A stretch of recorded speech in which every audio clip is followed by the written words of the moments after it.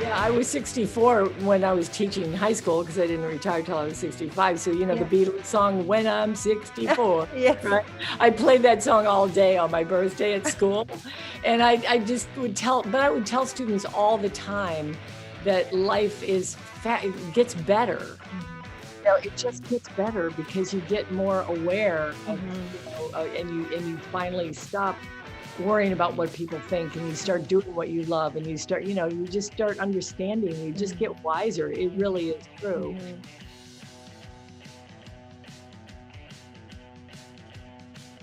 Hello and welcome to a new episode of Truth Bombs and Bloopers with Priska and Christina, where we talk about life, creativity, spirituality, and of course bloopers. And today we have an amazing guest for our artist series. It's Joan Marie, and I'm so thrilled to have you as our guest. I mean, you have so much life experience, there's so much we can talk about. But before we dive in, I would love to start where your journey began with art. And when I went onto your YouTube channel, there was this beautiful video where you talked about how you got inspired by Michelangelo's story. Please tell this story again for all our listeners, and how you had this out of body experience, and when you realized what art truly means to you. Spirituality, right? I was 19. I mean, I had a little talent, but it wasn't one of those things like, oh, I drew every day and I knew I was going to be an artist. Many artists share that story. When I went to my first year of college, I really didn't know what to major in because I didn't think it was my thing. I mean, I didn't think I was good at whatever. I wasn't good enough in my head. So I went to Italy for a college class, and I saw Michelangelo's Sistine ceiling. And I'm walking through with the thousands of tourists, and I just looked up, and I mean, like you said, I had an out-of-body experience. I don't even know how to explain it. It's like I just became lifted. My soul just went up there, and I became weak. And I just looked at the art, and I just said, oh my gosh, if art can be that powerful, I have to be a part of it. I mean, this is it, I have to be an artist. So I went back and became full-time, changed colleges and became full-time artist. And I just said, that's it. Because spirituality was everything even then, I knew that it was my, and if it would move you, and if art can express that much power, I was like, I'm going to be a Michelangelo. No, I didn't say that then because I was so far from that at that point. But I said, I'm going to add positive energy to the world. I mean, I knew that then. That was my total goal. And I became totally obsessed. So that's basically my story. And then I saw Leonardo Da Vinci at the same trip. I just sat in front of the Uffizi Gallery. Oh my gosh, I just sat in front of his painting and Adoration of the Magi for 2 hours. I didn't even know that much about Da Vinci, really. And I just went, it just became part of my soul. And so it's all spirituality. It's like that energy, it just filled me. And from that day, and even before that, I was happy. I was a happy person, but I wasn't really high, And I mean, ever since that, I kind of went extreme. I got hyper. Like I was hyper like every day. I just went nuts, with this goal, with this. You had this life force, this inspiration. Yes, in spirit. Yeah. Energy. It was filled with this life force. I was filled with that, and it just charged me. I jumped out of bed every day ever since, because I had this vision, this feeling, this knowing, Yeah. And also Michelangelo had his journey there, right? Please tell the story how he got this contract with the Pope to decorate the chapel. Please tell the story, because I think it's amazing how he could leave all that and just... Well, yeah, the Pope hired him to decorate the ceiling, and he was like, decoration. Okay, so I paint a big apostle here and paint a big apostle here and apostle there. And he just, in the middle of it, he just went, I am not a decorator, you know, like, and he threw paint on it and left town. And he had this vision on the mountaintop. He was in hiding, and he was on the mountaintop, and he saw clouds that sort of you know, the creation of man, Adam, and, you know, God creating man, and the fingers. And he saw that in the clouds, and he went, oh, that was his inspiration. He said, oh my gosh, I have this vision. Now I see the ceiling being something real, not just a few, you know, bunch of big apostles on the ceiling, but I see, you know, the whole creation of man, you know, just chapter by chapter. And so he sketched it out and, you know, presented it to the Pope, and then he had meaning, and he was totally obsessed, and then he stayed with it, you know. Yeah, and Beautiful. it says so much about the creative process. You know, those come from your heart. Yeah. Anyhow, admire Michelangelo. He's like one of these people you really feel like he has been so like filled with spirit, you know, like he just he felt it. He was like one of the chosen ones, you know. And so many. Then the Pope had said, you know, I want what you want, you know, that joke. I want what you have. Like, you should be the Pope, Michelangelo, because he was starting to lose hope, you know, because there was wars going on, and they were saying they were going to destroy the chapel and everything, and he was losing hope in his own faith. And he looked at the Sistine ceiling, what Michelangelo was painting. He said, you have such powerful faith. Look at your belief in God. I've got, you know, you should hope, you know, so because you're feeding me that, so thank you, you know. It's like beautiful. I'm so inspired by all these old, you know, those classical fine artists, like in all areas. It also reminds me of this phrase that Beethoven said, you know, don't only practice your art, but force your way into its secrets. That art deserves that. And knowledge can raise humanity into divine, something like that. And it's so true, you know, just don't use it as decoration or kind of superficial, like the art really hits your heart or your soul, or someone else who looks at it or sees it or hears it only if you have been a channel for something higher than that. And just why artists are here, right? Well, it's all about energy. Just get in touch, you know, before you start a painting, as you're painting, you know, just be conscious where your energy is, because if your energy is in your heart and coming from your soul, you know, because we can lose that. We start, I mean, I did that for a while. We many times doing something for money, or doing something that somebody would like it, or doing something for someone else that, you know, and it's fine. All those things have their place, you know, and they have their purpose, and do it if you must. And, you know, there's no right or wrong. Everything I ever did served a purpose to get me where I am. But if you really want to create art that matters, that speaks, just keep checking in with your energy and make sure you're in tune with your values, who you are, understand who you are. Powerful. And I think you can transform, like, you can translate this into every aspect of your life, right? It's not just about creating art. If you're a coach, if you're, I don't know, if you're working at a supermarket, you know, like, where am I coming from? And this it's changes all a creation. everything. Yeah.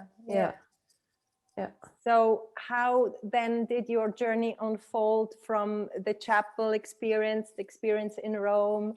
Then you started to study fine arts, and you became like did you always teach, or were there like different phases? And tell us about the ups and downs, the bloopers of life.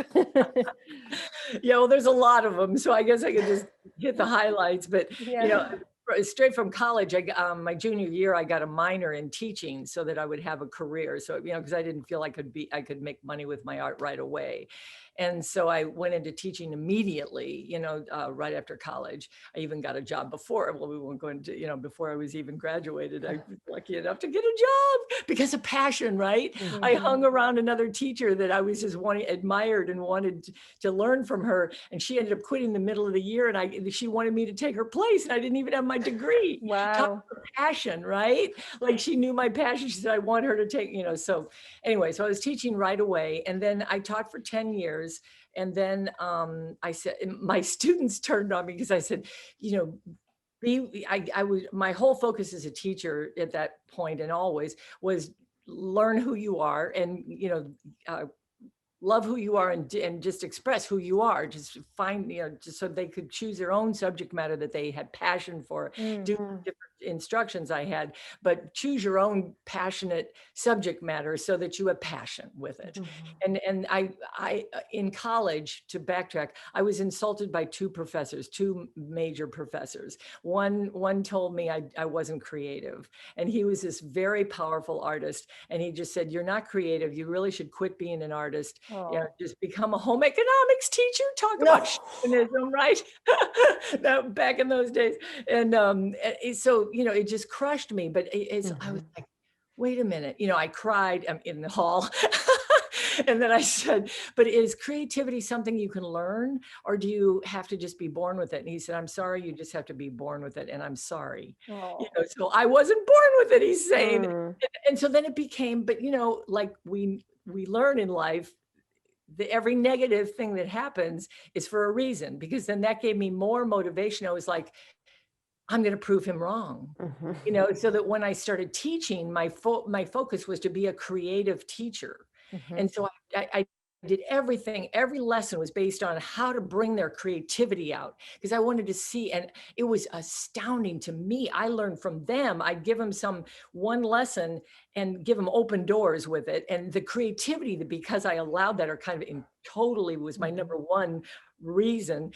I was just amazed with the different things they would do. And I learned to be creative by watching my students and, practicing it myself every day, of course.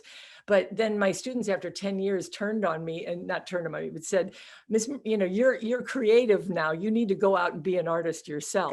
Oh, wow. And your students said that. Yeah, I was teaching high school, and and I just had the greatest classes, and this one class in particular was, anyway, and I'd had them for years, right? And anyway, so they taught. I mean, I was like, okay, so I quit teaching for 10 years or 12 years to be a full-time artist, and I started getting involved in licensing my art, because at that time I was doing well, what ended up being popular was kitty cats and butterflies. And, really pretty, lovely. And because my little daughter was born, and so like she had fluffy things around her, and she, so it was very natural for me to draw these things, and it was from my heart. And then the world was buying it. I was doing well with art licensing, millions were buying stuff. And it was like, wow, I've made it, I've succeeded. And then suddenly the world quit buying what I was doing. And they quit buying kitty cats and unicorns, and for a while. And I was like, and my paycheck, like, because it's based on sales. And I said, oh my gosh, what, I'm talking to the companies that are, putting my stuff on mugs and t-shirts. And what do I do? And they went, well, petunias are popular. Petunias. So okay, go. I know. So I was like, well, I can draw petunias. So like, and I'm doing like this, and I could feel, I mean, not death, but, like stiffness in my work, and everything I was doing. Then I got scared financially, and I'm nervous, and, suddenly the pressure, because the other work that I had done came, naturally. And naturally, and it was who I was, and more, and it was fun and easy and flowing, because it was who I was, especially when my daughter was little. Anyway, so after a few years of trying to get back into that system, or the art licensing, that I just was too tense I went back to teaching. And it felt really good to walk down the hall. I was like, soon they're going to know that that's my art teacher. And I got really excited. thinking about that, like, and then, so I did it for a few years, and then all of a sudden, I would come from an inspired place because I do art every night, go home, do my power nap, my 15-minute power nap, eat my dinner, and start doing art every single night. So the next day, like a teaching, I would share something that I was all excited about with my art. And in my advanced drawing class, they, in this one particular day, they weren't listening. They were just doing their drawing, which is, because I let them just go get their art that they were working on, and they work. But I'm trying to share something, and not one person was listening. Well, one did. One girl turned to me and said, I know, in the middle of my enthusiasm, I said, well, I don't really need to share this. No one's listening. So, I don't need to share this for myself. And it was okay, but the student said, one student, I'm listening, Miss Marie. Oh. So her and I shared, but I went home and I was like, why am I wasting my life doing this? Why, kids don't care. And I went through that. I hate teaching. Why am I here? Why do I have to do this? And, so then I'm driving to school and I'm always listening to self-help tapes, right? Like spiritual self. Tapes. Yeah. Tapes back then, yeah. Obsessed, just always. And so I'm driving to school and, of course, thank you, God, I hear the perfect words. It says, if you hate your job, you have a choice. You either stick with it, change your attitude and stick with it, or you quit your job and find something. Because if you don't love what you do, your life will not progress. Wow. Oh my God. Exactly. Truth bomb. There you go. So I went, oh my gosh. And because I'm going to school, not liking my, and hiding the fact that I'm not happy and managing to kind of hide it. Because you feel guilty because teaching is supposed to be such a fulfilling job. Yeah. Yeah, and it was, for all that time. And then suddenly I kind of turned on it. So I stopped and went, do I want to quit this job? And I thought about it. What were my options? And I had listened, not at that point, I didn't listen to it, but the book, Big Magic by Elizabeth Gilbert. Yeah. Elizabeth Gilbert. She had in there like a lady who spent like her life savings on a play that she created. I think this was the story. And she expected it to make it because it was a really good, it was really good, and it didn't make it, and she was broke, and she was really angry, that it didn't work. And I think Elizabeth used that as an example that we can't put financial pressure on our art. It's not fair to the art, is how I think she put it. And I always remembered that, or I felt that, I knew that I couldn't put myself back into pressure on my art because I had experienced that with the licensing. And so I was like, so what can I do? And then suddenly my values, what are my values? It's back to, who are you? What matters? What are the most important things in your life? What really matters? Well, the things that matter to me were spirituality and creativity. Well, I can develop both of those things as a teacher. What's my problem? And if spirituality is my focus, like one of the main things is that you love everyone. You love yourself, number one. And I was down on myself not being a good enough artist all the time, so I had to work on that, love yourself where you are, not who you're gonna be someday, because that's why I learned the hyperness came from. Like, is that hyperness is like anxious to be somebody else. Like now it's more enthusiasm and excitement, but then I was literally hyper, like, I couldn't keep my legs still, and I really couldn't hold a conversation unless it was about art or teaching, because I was just so hyper. And it was it's that anxiousness to be somebody I wasn't. I wanted to be a greater artist, and I wasn't there at that point. So I'm anxiously working hard to get there. And, but I learned you have to be at peace right now. Love yourself for who you are now. I'm like, how can I do that when I don't like what I'm doing? Because I felt stuff in my soul that I knew was there, and it just, my blocks were still there, and I wasn't getting it out because the blocks were still there. So I had this like you know, not believing in myself because of it. I just couldn't quite get there. Mm-hmm. But anyway, back to loving my job, to learning to love my job. The spirituality was, you know, love every one of those students who couldn't listen to me when I was inspired about something, because they are tired of listening. Think about it. Like, all they do is go to every class and listen to teachers talk. They got a chance to draw in my class and release their own thing. Mm. Want to tune into my story, no matter how great it was. They were tuning into themselves, which is what I taught them to do, right?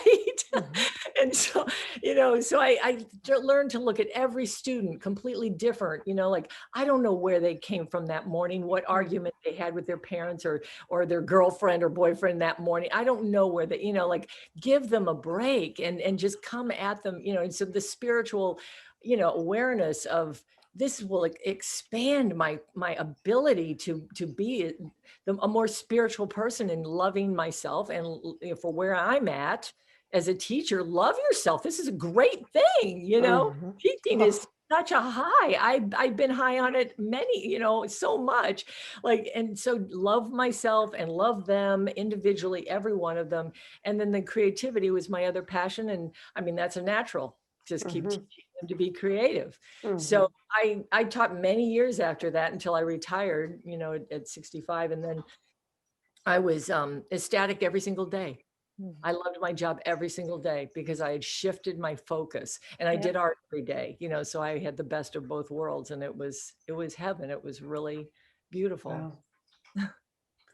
So powerful. Like, Mm. what just stood out for me is, like, one, the reframing of the situation, right? Like, a job that didn't look like it was the right thing anymore, to actually reframe it and bring your own values into it, that really let it flourish for you and become your dream job again. And on the other hand, you know, this falling in love with yourself where you're at, because, you know, so often we all, like, it's a human thing, we always have this, you know, this new level that we want to reach somehow, you know, this goal, who we want to be, how we want to become. And to, yeah, it's always a striving. And when we're here, then the bar, it just raises with us, you know. You've never achieved, you know. And I really think this is such a big problem of humanity, that we cannot love ourselves at the stage we're at. Like, only when I have worked that hard on myself, or if I'm not jealous anymore, or if I'm not like this anymore, then I'm a good human being, and then I can love myself. And to really take this condition out of it and just say, okay, yes, I'm a work in progress, and it's okay. And I can love myself where I'm at. I think that's so powerful. Just huge. Yeah, it's like really stop and smell the roses. Mm-hmm. Mm-hmm. Because they're here right now. And Yeah. you just focus on the path, the goal. And once you are there, you have forgotten about the goal. You already have the next goal and the next goal. And it's like this never ending, as you said, this hyper hamster wheel. Mm. Yeah. Well, when I learned power is in the peace. Mm. Wow. Like, that's where the power is. And we're going for bigger things, greater things, more money. Why do we want more money? You know, break it down. Ask yourself seriously, not just to feed yourself and have a home, but why do you have to have a bigger home, bigger car? So, like, that's okay to want those things, but make sure that you've got it clear, because it's a responsibility. Once you make bigger money, bigger money is a responsibility. Do you want that responsibility? You know, make sure what you're working so hard to achieve, you know, is really what you want. What do you really, really want? We don't stop long enough. You know, the world kind of feeds us what we think we need or want, and it is for some and it isn't for others. But what do we really feed off of? What really makes us high? What really will, you know, because if you're not at peace now, if you're working so hard on that hamster wheel, like you said, you're not at peace, and your life will not progress. It's simple as that. You will stay like this every day, and you'll say, what's life all about? And you're right. What's life all about? It's not much when you're on that hamster wheel. There's a lot of, but it only has meaning when you understand what feeds you, what inspires you, you know. And when you understand that, when you stop long enough to make that list and get that clarity, and then start and then shift where you are, or or to do something new that will, no matter, not get money out of the equation, because money will not happen until, I mean, if you focus on like reading every book, how to make money in the stock and market or whatever, you can make money, but then are you really happy? Like, and maybe some will, maybe some won't. And I would think most wouldn't, but that's not my judgment.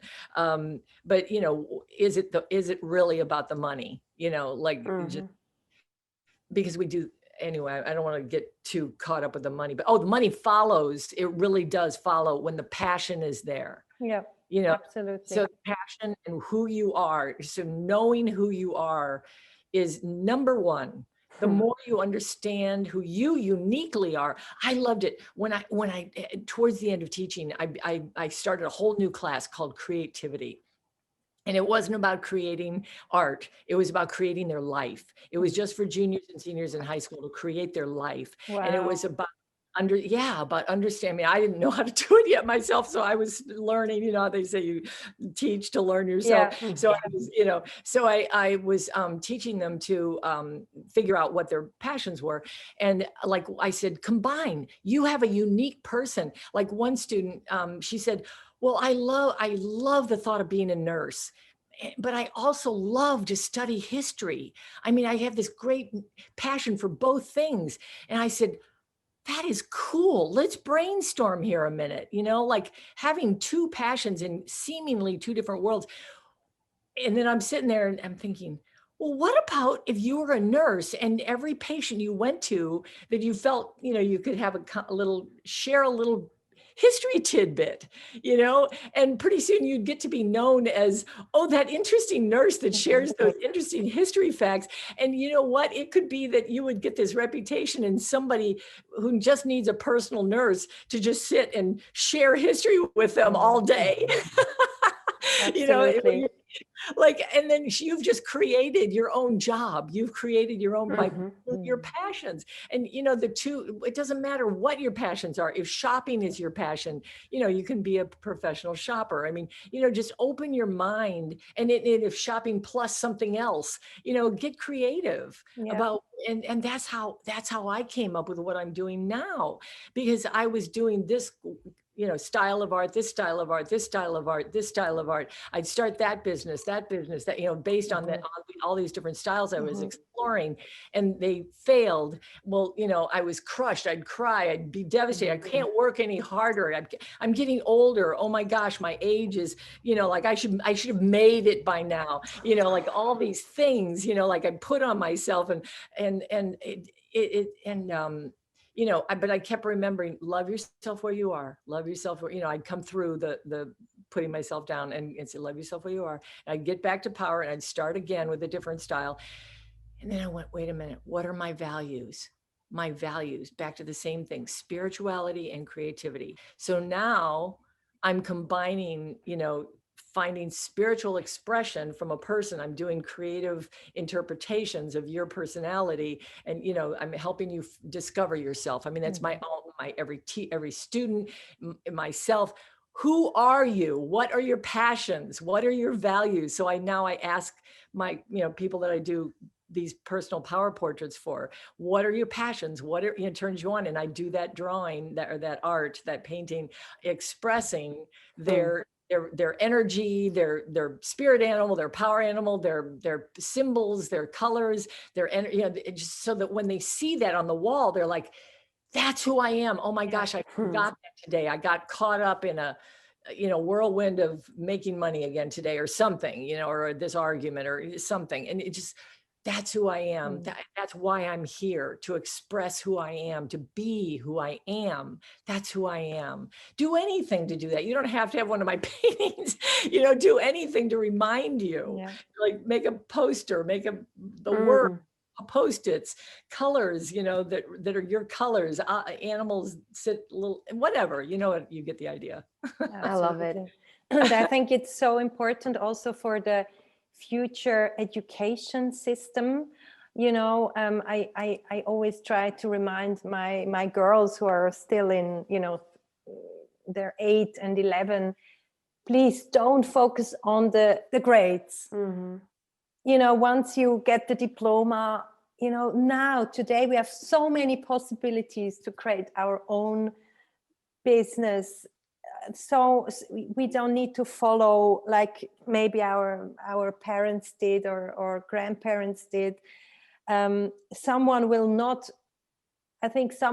hire you because of your grades, but your personality. Are you more a structured person or a creative head, or are you good in that? So I think that really has to shift within the schools. And how inspiring is it to have a teacher like you were, who so, because once we go out, we're left with all these questions. Nobody has taught us to find ourselves within the school system, and we need more teachers like that. And I think what we can do is just do it outside of school if we are not teachers, to inspire the young generation. It can destroy so much the school system we're in, and it does, yeah. So much. Like I absolutely adore that you created this creativity class, like really letting kids or students, but they're not really kids anymore, right? To find out who they are. And of course, this is ever changing. And but still, to just having somebody asking that question, what are you passionate about? What makes you happy? What makes your sacral go, woo, it's just, in this world that we're currently living in, or the system that I grew up in, it was all about the grades. And were you a good student, or were you good in I don't know, in gymnastics, or were you the cool one, or were you, it was just always these labels. And nobody ever asked me, who are you? What interests you? And having that person in your life asking you this is something so, so powerful. Yes. And someone who is believing in that, even though, if just the passion is there, but maybe the skill still needs to be perfectionized, or it's all about practice in the end. It's doing the practice day by day until you are an expert, and then until you are your own genius. It's practice. And I think so many teachers destroyed this passion that was initially exactly the same with me with dance. I still have a big part in my brain who says you're such a bad dancer because you don't have the perfect dancer body, and blah blah blah. This voice is still there, and it was created by some not even meant to be mean sentence by a ballet teacher who just wanted to have a safe journey for me, a safe path, so that I don't get lost in this mean world. Yeah, I don't believe that anybody goes out and thinks, whose soul can I destroy today? Like everybody tries to do their best, and if they have never learned, or if they have never been asked, they maybe don't even know who they actually are and what they're actually passionate about. They're just doing what they're doing, right? Like most people, they're just getting up in the morning, they're going to their job, do their job, get home, watch TV, sleep, and on repeat, right? So we cannot expect people to do that when they have never experienced it themselves.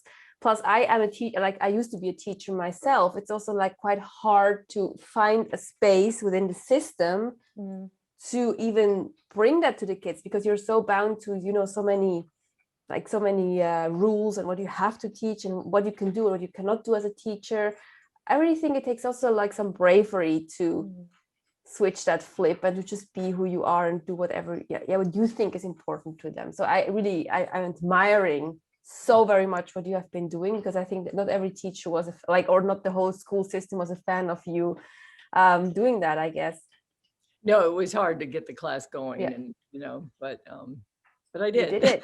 You did it. Yes. And I'm sure the feedback that came back is still, I'm sure a lot of students remember you.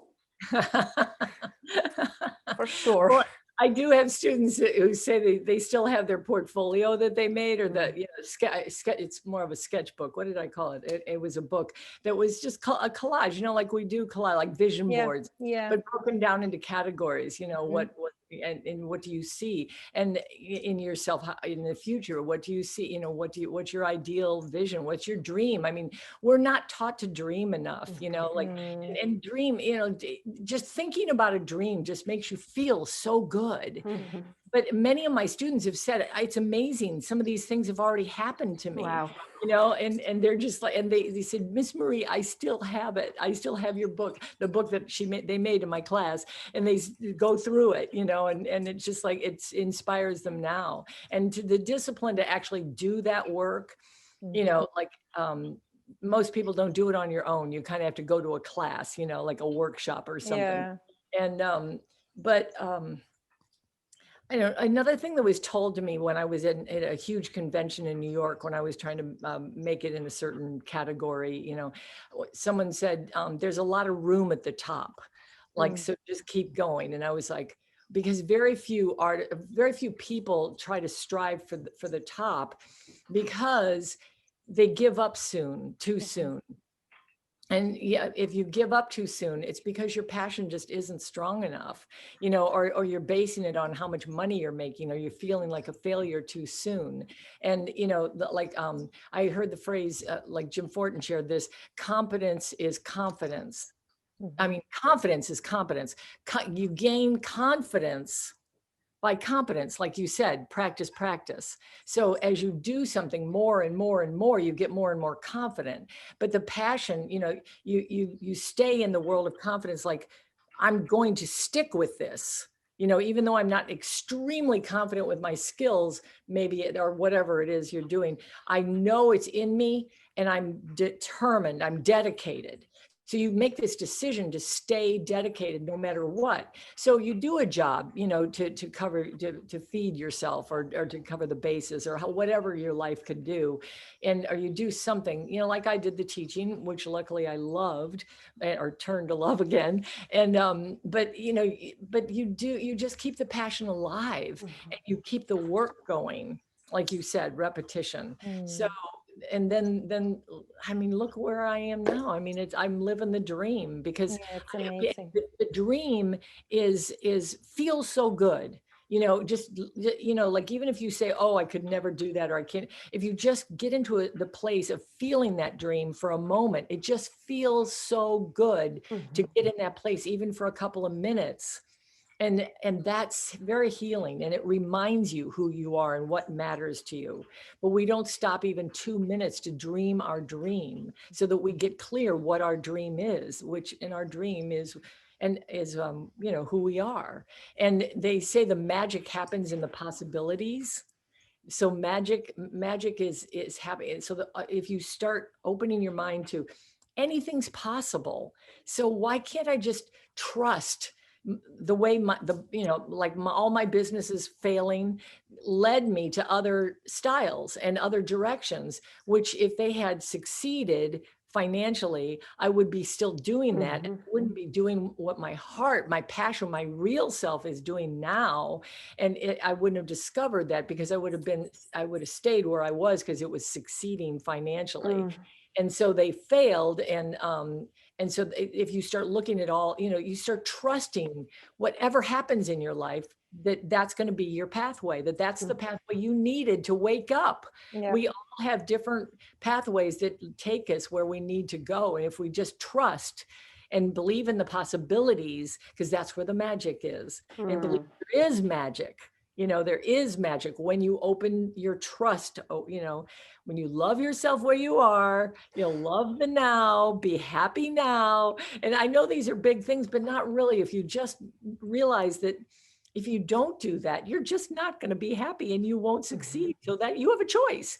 And there's a lot of people that just stop in mediocrity and say, I'm tired of trying, and I'm going to just get happy with my mediocre life. And that's okay too.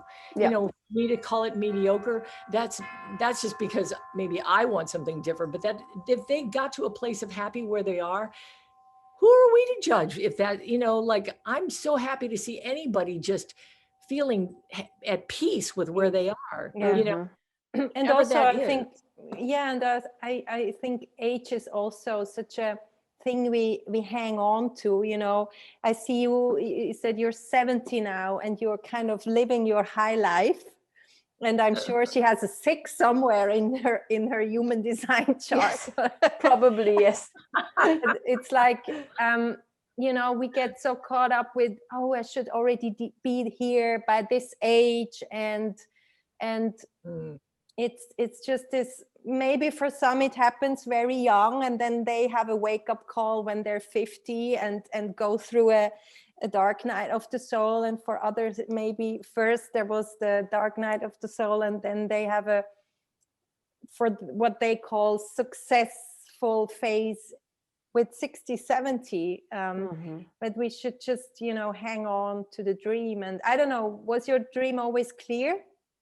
Was it very clear? I always knew there was art inside me. I always wanted to just be the best artist I could be, to add positive energy to the world. That's ever since Michelangelo, that's been the consistent high motivation that's been inside me. But I felt the art I'm doing now deep inside me, and I was getting parts of it out. And, you know, so there was spirituality showing and there was beauty showing, and, you know, but it wasn't that combination of power and beauty and intuition and, you know, like all those things that took me a while to develop it all and to put all the pieces together and to where it all had the meaning and purpose. So the drive inside me was like, I couldn't quite get completely excited about what I was doing until now, because I felt that more complete stuff inside me, you know, like that higher level stuff was inside me. It still wasn't out.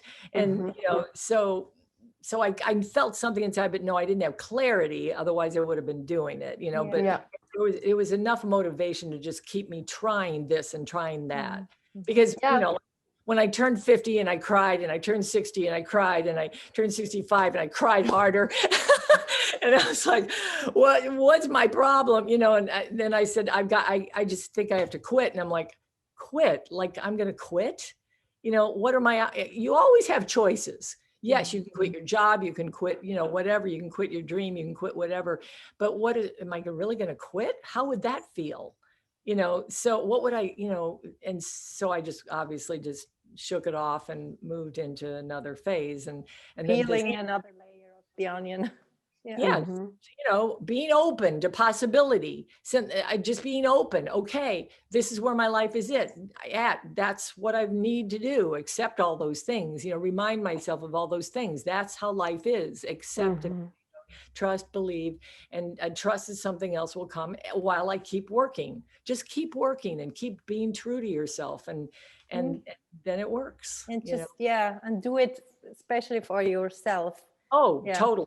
I had quit trying to do it for, well, I shouldn't say that. It kept filtering in, you know, even right when I retired and I was full-time artist now, you know, with financial security. I right away found myself saying, but I want more money. I want more this and that for this grand reason, right? You know, to help people. And, but how can my art make more money? And I went right into that and started doing the wrong art because I had the wrong purpose again. Right. And I'm full-time artist.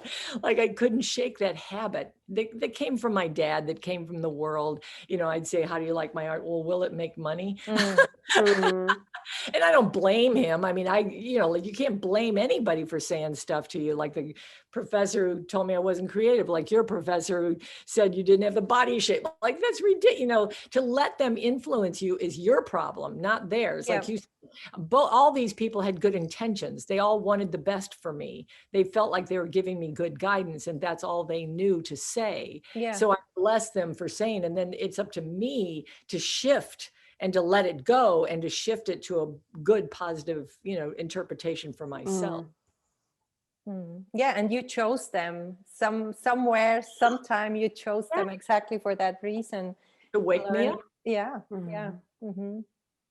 And I think it is crucial to mention that whole fear of security and will because I think so many people are just so afraid to be themselves.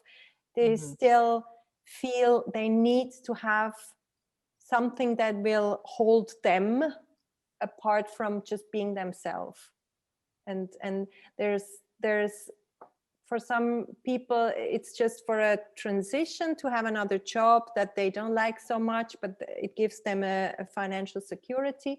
And for others, it's like their whole life, they cling on to this security, but trying to figure out how to be more happy while they do something they don't like.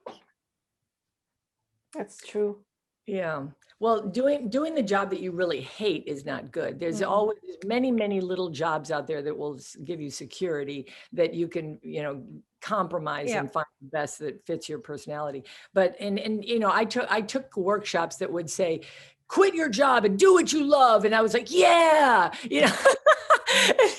And then all of a sudden I woke up and was like, wait a minute, like everybody has a different personality. Some people have that kind of step off the cliff and I can fly. Some will have that in you. I didn't have it in me, like I was a little, especially after what I'd been through. And so, or whatever. So we have to analyze that, like, because if you have the personality that just like, you're a risk taker and that's not good or bad. Like it just be the risk taker if you feel you're a risk taker. If you're not, don't just do it because other people said that's how they made their millions because they took risk. It worked for them. It might not work for you. Doing it like I did, like you just said, Christina, just, do the little job that, and be happy with your choice. I even told my students, it's your choice after a certain age to continue to come to school. You don't even have to come to school after a certain age.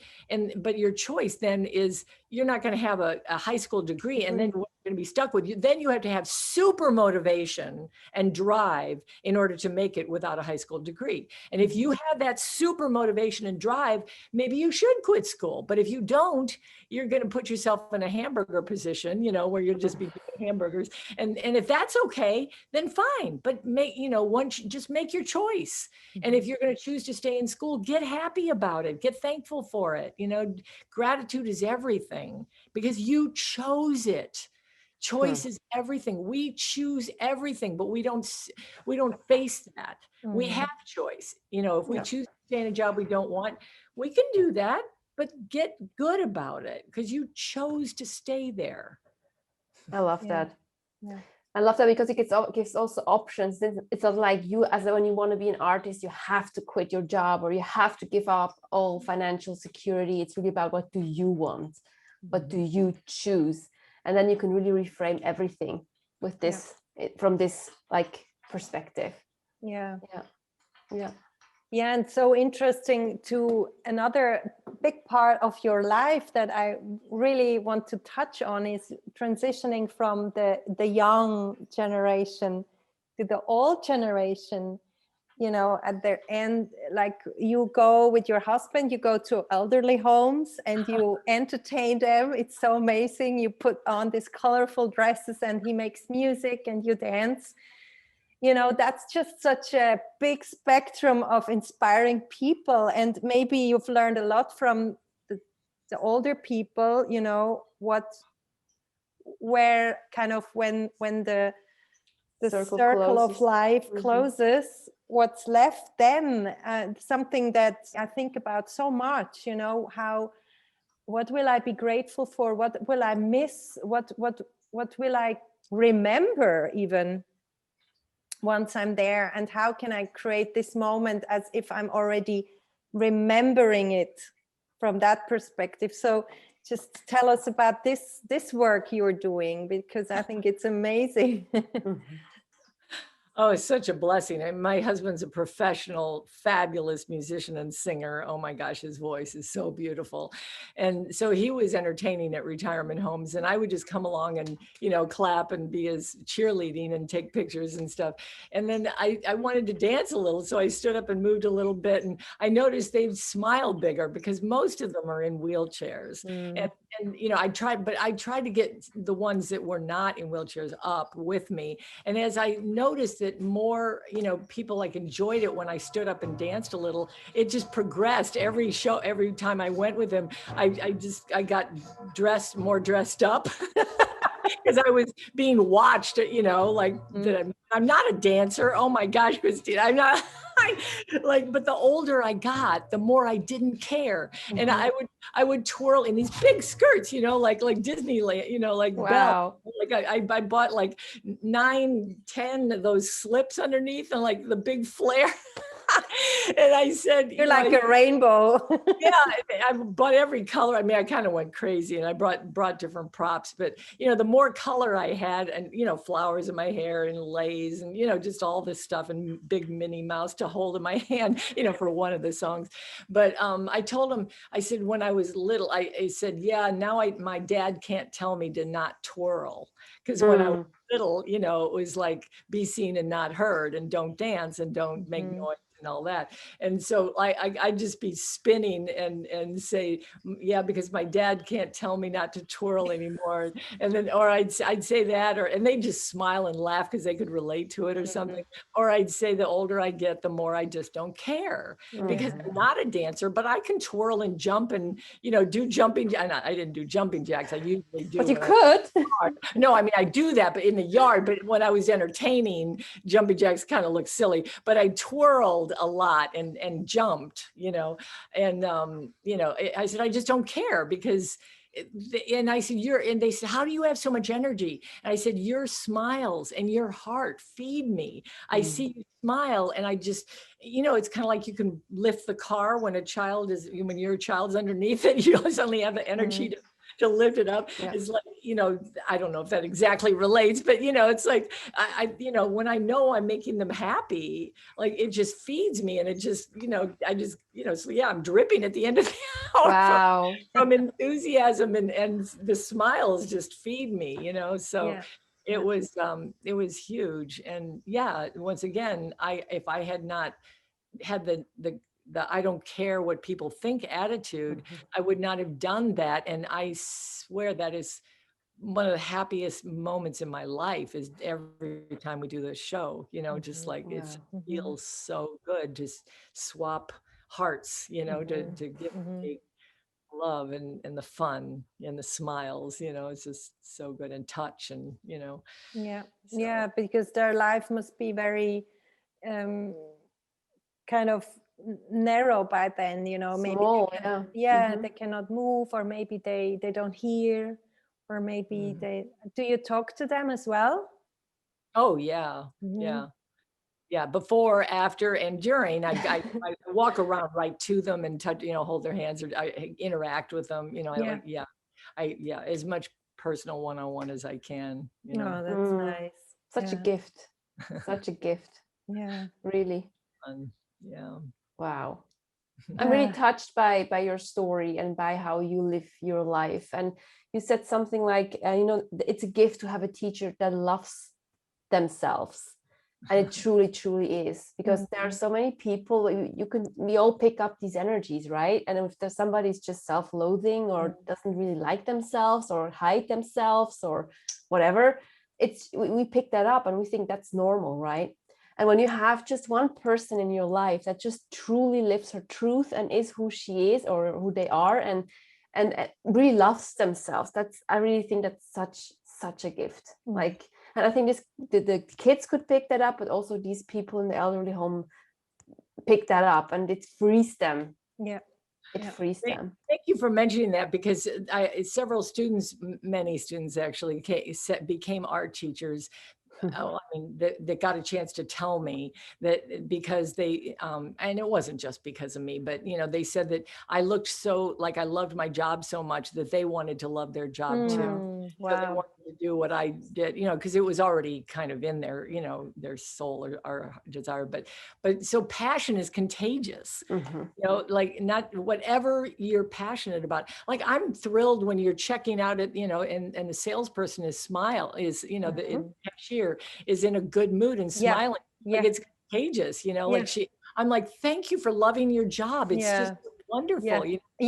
And I mean, it doesn't matter what job. I remember there was in Switzerland, in the trains, you have like one person who comes with a trolley to sell coffee and sandwiches, and they go through the whole train. And then there was this one guy, and he got so famous.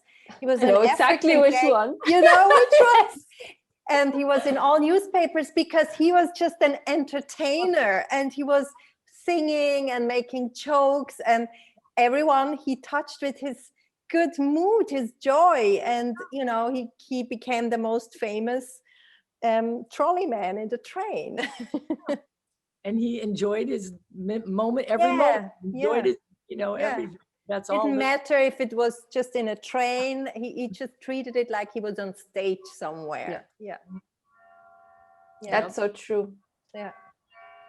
Was there any, you mentioned a few books. Were there some books that you felt like it changed your life in your journey? One that you would. I don't know. Boy, I wasn't ready for that one. Don't you worry. You can think about it and write it. Okay, I could send it, but I just finished a course with Jim Fortin, Fortin, and he has a TCP class, and it's like going through your identity and your subconscious, shifting your subconscious. That's what shifted my life for me, because it was the wisdom, the ancient wisdom he teaches, from his brother-in-law is a shaman, and it's like he learned from him, and so the understanding of the how to live life, just and just to understand that, just simplify your life. Life is not all this complicated craziness, that we make it. Just, to get clear, we're here for growth and for to serve. We're here to grow spiritually, to be a better person, to be all we can be, and just serve. So we're here for these two things. And when, just if you focus on that, and that gives meaning and purpose, because that gives you a sense of fulfillment. If you understand these basic concepts, then, and no matter what you're doing, you can grow from it, and then you serve by just being kind. That's serving. Just smiling is serving. And so I just finished this class, and I'm still kind of in it because I love it, but that's where I shifted the most. And he says many books, like Florence Shin. I don't know the name of it, but don't you worry. You can send it to me, and I can list it. It's just always inspiring to have, to recommend these books, for maybe it will change someone else's life. Yeah, one was a simple book called Love Yourself Like You're I will post it. It's very simple, short. Love yourself like you're, I remember, anyway, I'll post it. I'm the same way. I never remember any titles of any book. No, and I used to put myself down for that. Right? Yeah, it's okay. It's okay. That's cool stuff, and that's not my strength. And that's why my strength. I don't really. That's why I decided I don't want to be a coach or a speaker like all the time. Maybe once in a while for certain things, but because my memory is, just I'm not fast enough with that. No, I think you're a passive learner. Like a passive learner, not an active. So you remember things you didn't even know that you knew them, because you picked them up somewhere and you just channel them, but you don't remember the details. Like I'm exactly the same. Like when somebody asks me like about details, I'm like, what? I don't know. Numbers, please. It's what stays in your heart, right? Exactly. When you speak, like when you're speaking, people don't always remember what you're saying. They just feel your energy. That's so it. That's the big thing. That's it. Finally, I realized, well, I'm not good at this, and this. That's okay. There's a lot of things I'm not good at, but I am good at these. And so just focus on that. Why do we always focus on, even if it's just, why do we keep focusing on what we're not? So true. These other things. And so true. I finally got to that place where I just keep focusing on, and who cares about the rest? Who cares about the rest? There's many other people that are good at those things. Let them shine, 100% agree. Yeah. Right now you are like, how is your week kind of, you're now painting mostly the whole day, or what, how does your life look like now? Well, my husband likes to run errands like during the day kind of thing. I stay up till 3 or 4 in the morning. That's why this was a challenge. Wow. I don't have a morning anymore because I sleep till, I'm up till about 4, and then I get up around 11 or 10, depending on what time I went to bed, Yeah. 10 or 11. And then I have that slower morning where I do my, writing and work. And yeah, I do the slower morning, and drinking lots of water and having magnesium and anyway stuff. But and then there's a little bit of a break of running errands or whatever, and then I just try to get into my art as soon as I can. Yeah. During the day. But that's why I stay up so late, because always from about 8 till 4 I can work. 8 in the evening till 3 or 4. That's my real You're creative. Okay. I've always been a night person anyway. Yeah. By the way, I need to ask you, is this your soul portrait? Yeah, I was just gonna ask the same. I'm staring at this animal and I want to hear the details, the story behind it. Oh, wow. That's interesting, because I just did it like right after I did my first personal power portrait for Jim.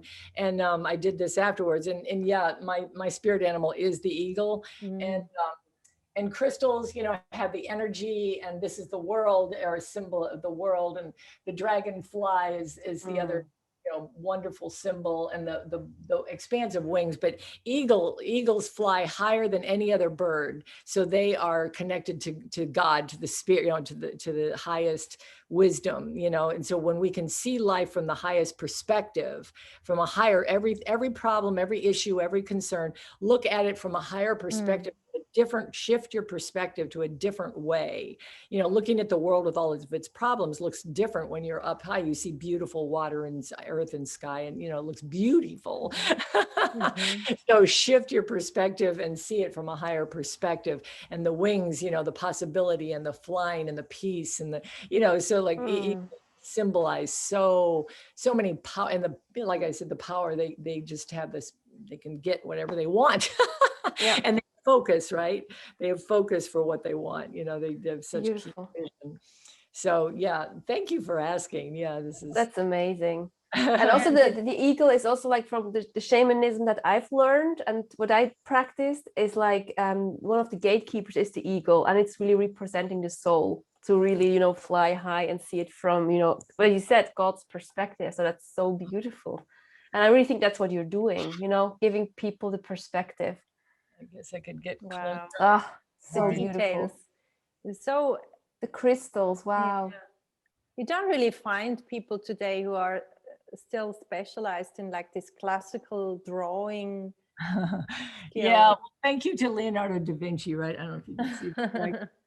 It's so beautiful. I'm obsessed with Leonardo Da Vinci, and I did drawings from his work so I could get his sensitivity and his sensibility, because he's so sfumato. His edges are soft. They're smoky edges, like you draw a line, but then you soften the edge, it's like, it's softened life, like, and all of his work came from the deeper field, where Michelangelo was into muscles and power and human strength. Da Vinci was into inner feelings. That's why the Mona Lisa has the subtle little smile, the inner feelings. So, just creating those. So I'm obsessed with Da Vinci.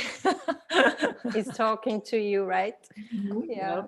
So I channel him. I'm sure you do. Blew me away when I heard that you could channel anybody. Like, you can channel Da Vinci. And I'm like, oh gosh, right on.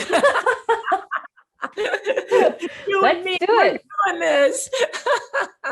Anyways, it's fun. This is fun. It is. Wow.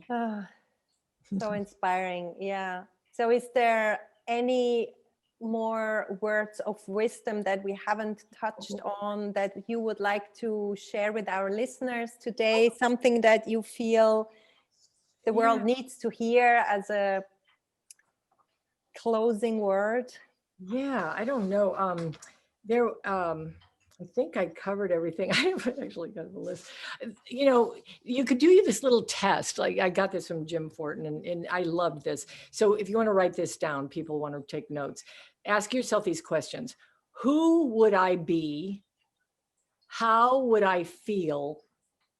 And what would I do if I already had whatever it is that you want? So when you really stop and analyze that, who would you be? Like, who would you be? Imagine who you'd be, and how would that make me feel? What are the feelings that matter? And then what would I do if I were already that person or feeling that person? What would I be doing? And so if you get that clarity, it's just kind of a nice little question thing that gets you there. So other than that, live in the moment, get happy with the now. Oh my gosh, we only have now. Hasn't life proven that? Oh my gosh, has there been enough shock, and that we can't predict the future? We have no control over anything, but we can't control time. We can only control energy. So time is, does its own thing. We can't control when things are going to happen or what or if, but we can control our energy towards everything that happens. So get happy, get at peace. It doesn't have to be happy. Get at peace with now. And that's just huge. It is the power of peace. That's what I'm taking with me.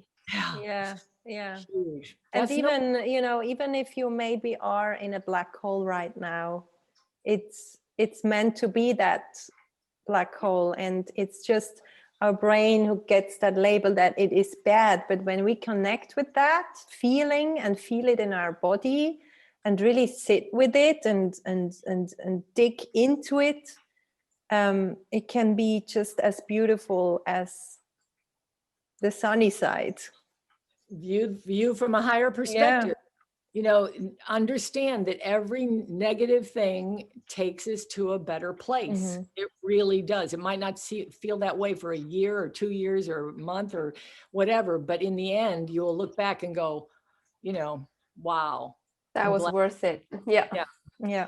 So change your perspective. Even now, just saying, I'll understand someday. I'll get through this. I have to cry for an hour or a week or whatever, but I'll get through this because I'll be a stronger person. I know that, even though it doesn't feel good now. You just know, get to that knowing place, just to kind of relax so that you can breathe better if you're going through some real trauma, and it helps. The wisdom, the ancient wisdom, that this is how life works. When you really believe it and understand and know it, you can find that peace, and just relax with it better. And as long as you're human, you're going to go through challenges. Yes. Because that's what being human is all about. That's how we grow, is being human. So don't think like, oh, I'm not spiritual enough, or else I wouldn't be going through these negative things, or I wouldn't be handling it this way if I were so spiritual. That's not true. Like we just go through it the way we go through it, and we grow the way we grow, and we all do it our own way, and it's all perfect. It is. Yeah, fabulous. I always think of fabulous when I think of you. It's just fabulous. Fabulous. Fabulous. Oh, I love it. Oh, you're so cute. Thank you.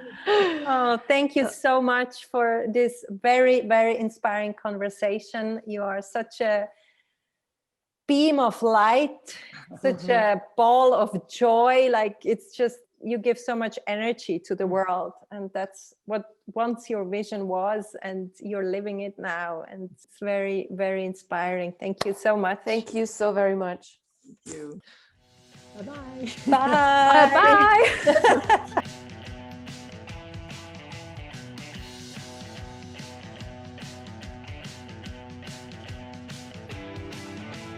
We always forget to say that, and then we have to make it sometimes it's also very abrupt, to say, because it's kind of, I like it's the music that slowly has to fade out. I wish I had a better word than bye-bye. Yeah. See you next time. Or see you next time. See you later. Yeah. See you for the next episode of Truth Bombs and Bloopers.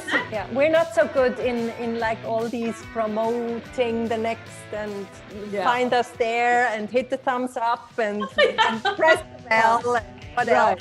We're like just recording our conversation, and whoever wants to listen to it, here it is.